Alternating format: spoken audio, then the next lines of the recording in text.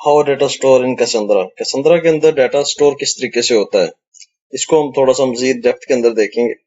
जब कैसेंड्रा के अंदर रिटर्न अकर होता है कि मतलब कोई भी डाटा जो है ना वो राइट का ऑपरेशन होता है कि वो उसे राइट करने की कोशिश करता है, तो उसका स्ट्रक्चर क्या होता है, किस तरीके से वो कैसेंड्रा के अंदर सेव होता है, इसका एक्चुअल प्रोसीजर बैकएंड पे होता क्या है, ये किस तरीके से काम करता है।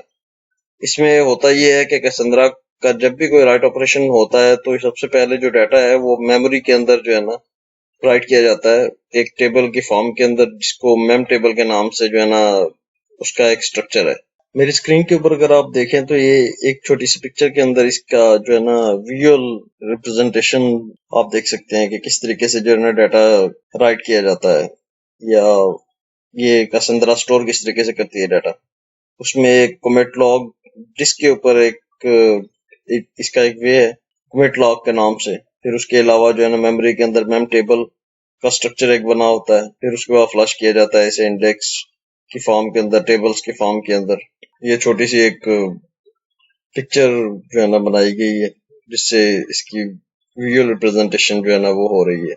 कैसेंड्रा जो डाटा स्टोर करती है वो 3-4 स्टेप्स के अंदर करती है। उसमें कमिट लॉग इन्वॉल्व होता है जिसके ऊपर डाटा को लॉग किया जाता है। उसके बाद उसमें मेम टेबल इन्वॉल्व होता है, मेम टेबल राइट हो रहा होता है मेमोरी के अंदर, उसका एक स्ट्रक्चर होता है।